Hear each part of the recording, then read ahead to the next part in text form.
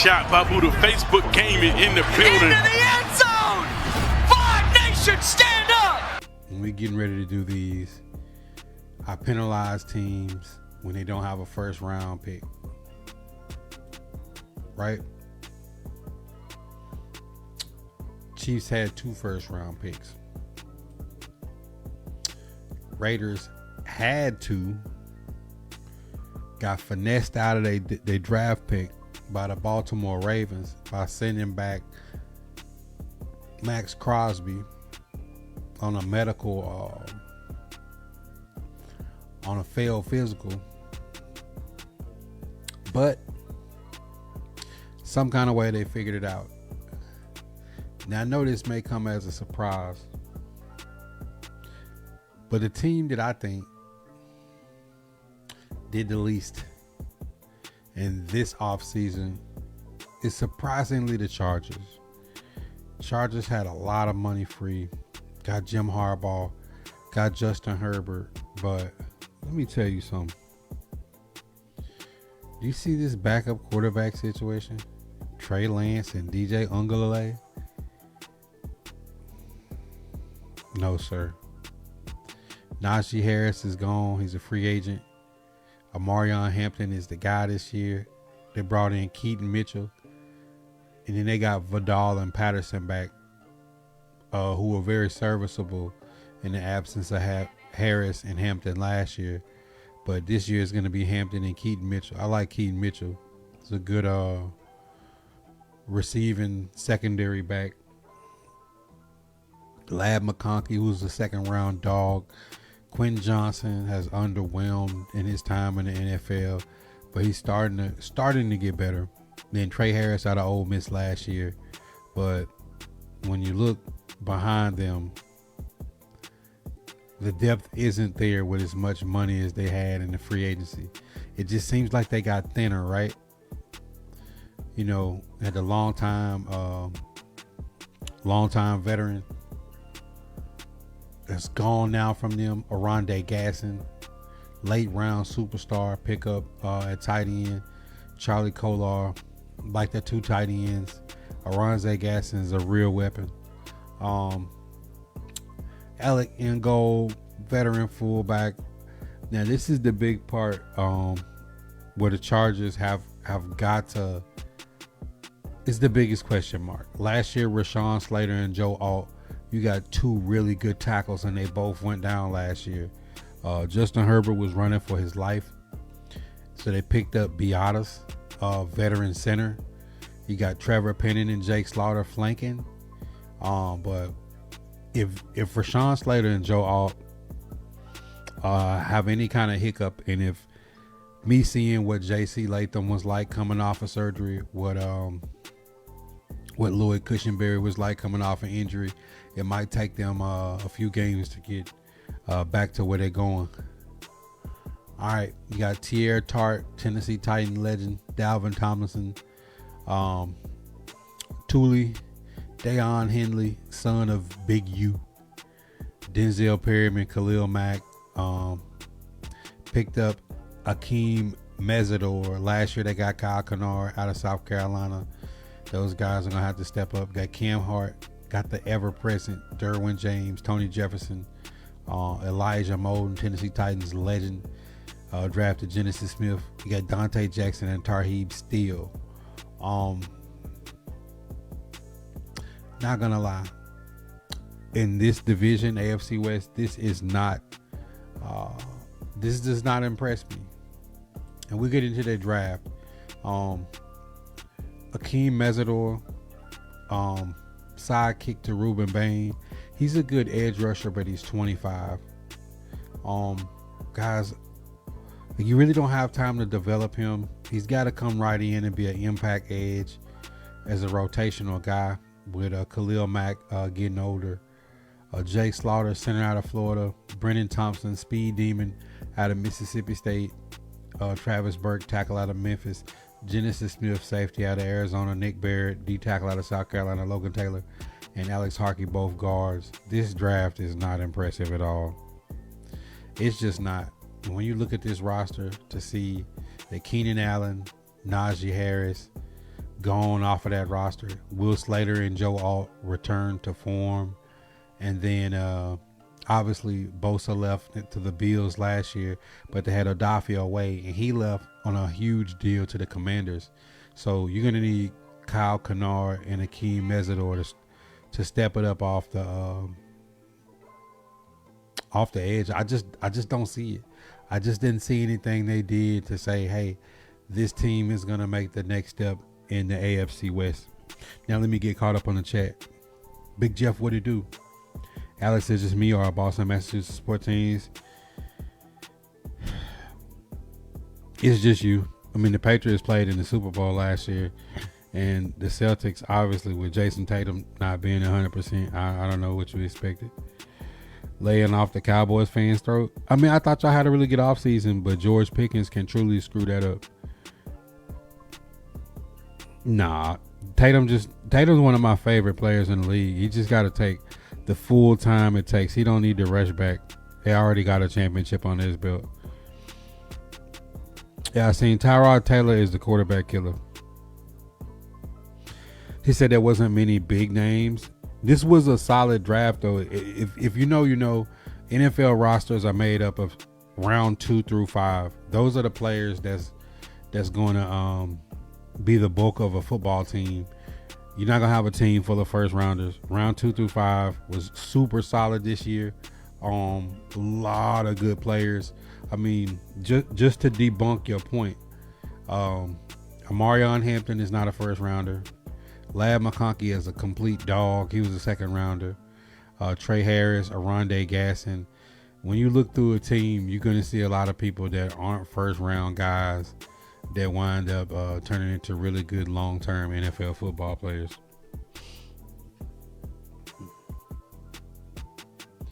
I don't think it's going to be on Jerry this year. I think George Pickens needs to do the right thing because y'all had 2 good off seasons back to back, and you don't need to throw it away by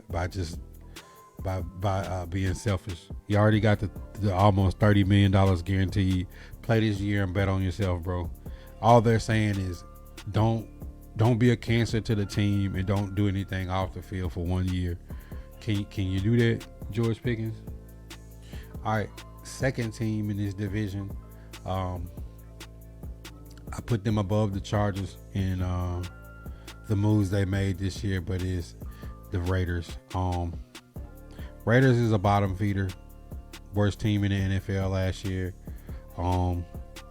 You run Pierce out, then you bring in Chip Kelly at OC, and then you bring in Pete Carroll, and they're too busy worried about Ashton Genty's running back stance than building a good football team. They brought over Geno Smith. It didn't work out. They're now paying Geno Smith to play football in New York this year. So what do? First overall pick, you go get Fernando Benzo's and bring in veteran quarterback Kirk Cousins. You got Aiden O'Connell as a third string. Got Ashton Genty and Mike Washington Jr. rookie. Now this is where this team is in trouble at. Trey Tucker, Jalen Naylor, and Jack Betch. That ain't gonna get it done in this division. Deontay Thornton needs to step up. Can Brendan Rice play like his dad for a season? I doubt it. Brock Bowers, one of the best tight ends in the league, with Michael Mayer. I love their tight end room. Got Tyler Lindenbaum in free agency, reset the market, and they drafted Trezone to go behind him. Colton Miller's a really good left tackle. They lost a few guys on the O-line, but I had to give them better than the Chargers because they had a better draft. They get Max Crosby back. He probably won't be ready to camp. Kwity Paye, Pegues, Nakobe Dean, and Quay Walker with some great linebacker pickups. Can Eric Stokes stay healthy? You got Jeremy Chan and Polamalu, Darian Porter, some really big defensive backs. Teron Johnson, Jamal McCoy, who they picked up, who they need to give him time to really truly heal. And they got Traden Stukes. So let's get into the reason why I don't have them as the worst. I have them as the second best. Mendoza, Traden Stoops, Keyron Crawford, Trey Zoon, Jamal McCoy. If he heals 100%, because they don't need him right out the gate, he could be a true steal. Definitely a first round graded cornerback that they got in the first pick in the 4th round. Mike Washington Jr., a running back that everybody liked. Safety Dalton Johnson. It's just weird they took 2 safeties from Arizona. I'm going to question that. Hezekiah Masses, cornerback from Cal. Malik Benson, wide receiver out of Oregon. And Brendan Cleveland, defensive tackle out of NC State. I thought they had a pretty solid draft. Jamal McCoy might truly be a steal. Yo, my dog She, Dragon Six in the check. Appreciate the love and the support, my boy. I think the Raiders know that it won't be one season that'll get them back, but this was a great start. I'm pretty sure, and I think you can quote me on this, they gotta be really upset they wasn't able to trade Max Crosby for 2 firsts, one this year, one next year. Being able to pick again at 14 behind where Fernando Mendoza is. And if we just want to just do like random and not just be direct and just say like, who was the 14th pick in this year's draft? It was Vega, the best interior lineman, went to the Ravens. If you're the Raiders and you would have got a chance to get Vega, Ruben Bain, or Kenyon Sadiq, that was the next 3 picks that they would have had at 14. That would have been the available players. Could have really made some impact. Obviously, Max Crosby is a cornerstone to the Raiders, but with him coming off an injury and already showed that you had traded him, do they still turn around and try to deal him? Who knows? I think he will still get dealt, but that'll be an interesting thing to watch once he heals up. All right, let me check the chat again before we get to Team 3. Yeah, the lady lied about, they caught her in a lie in the Stephon Diggs trial. So that's going to be interesting once that's over and done with. She was popping. Yeah, Facebook bugging with the stickers, my boy. All right. 3rd best team as far as offseason. And I usually don't do this with a team that didn't have a 1st or a 2nd round pick, but the Denver Broncos had a really good offseason. Bo Nix to get back healthy.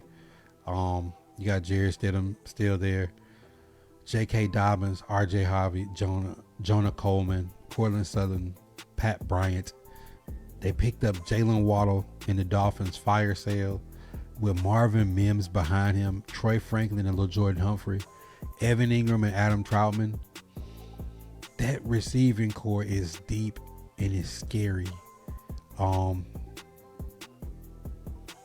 Running back room is deep. You know what they want to do out there, and Denver was able to keep their offensive line for the most part together. On defense, they lose John Franklin Myers. But they still got the core of that really good defense that they had. They got them to the AFC title game. That Jalen Waddle pickup for a team that was a few plays away from a Super Bowl, it just looks nasty out there.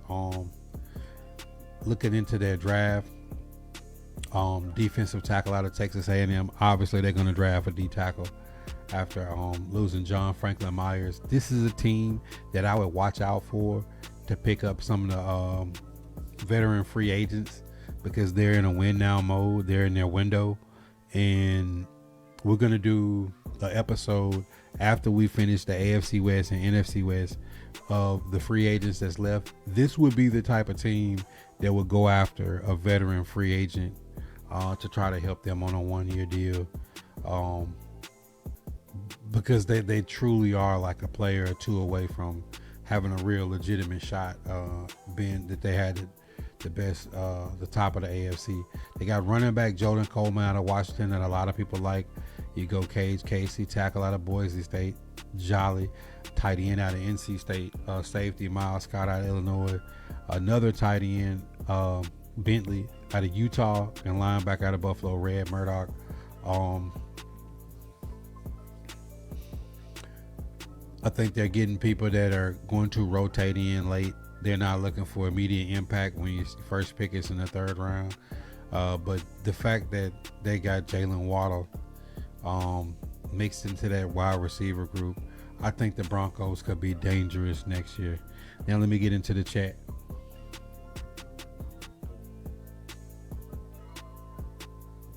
I think the Broncos should get a better backup, but that's what I'm saying. Like, they could pick somebody up. I mean, it's a backup quarterback. If Bo Nix ain't there, you know, they're popped anyways. But I think there'll be a team that'll pick up a veteran backup as they get going.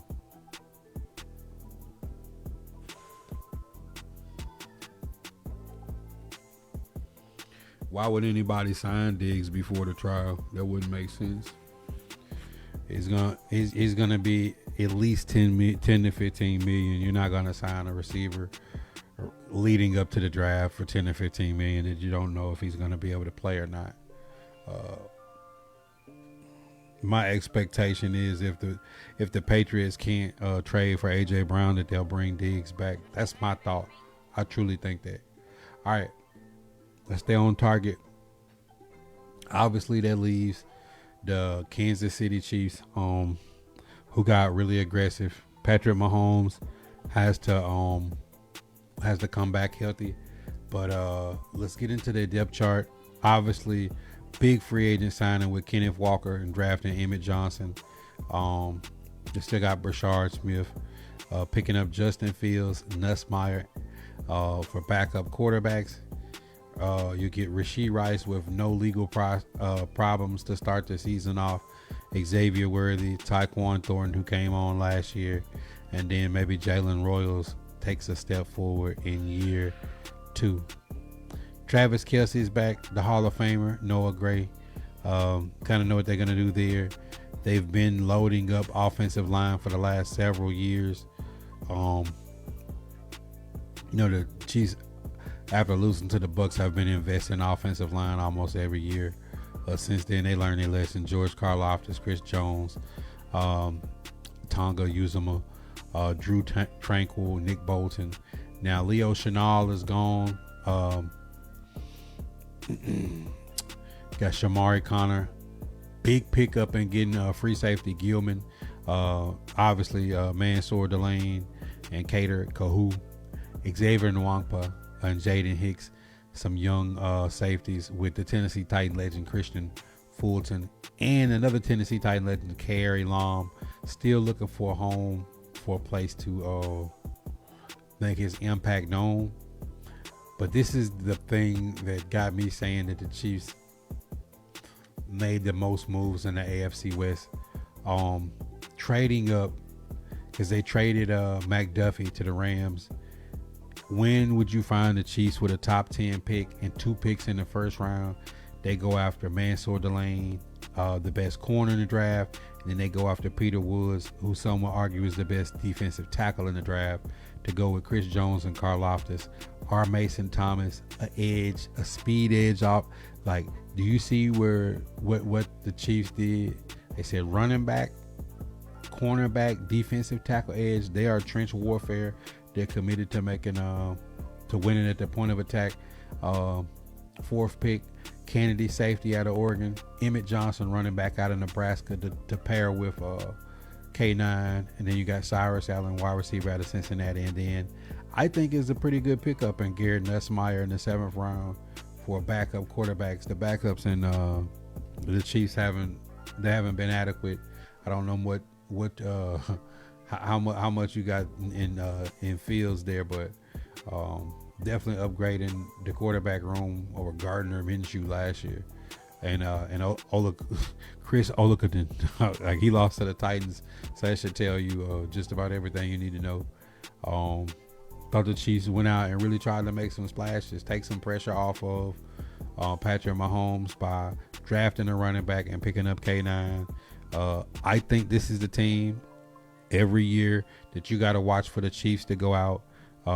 When you talk about some of, let me pull it up here so I can show y'all some of the free agent just like the Broncos, you could definitely look for the Chiefs to be a team that would be in the market to pick up one of the free agent wide receivers like they do every year. People want to go play for the Chiefs for free. So let's look and kind of project a little bit. Hold on. Let's see. Yeah, all right. You definitely got Deebo Samuel out there.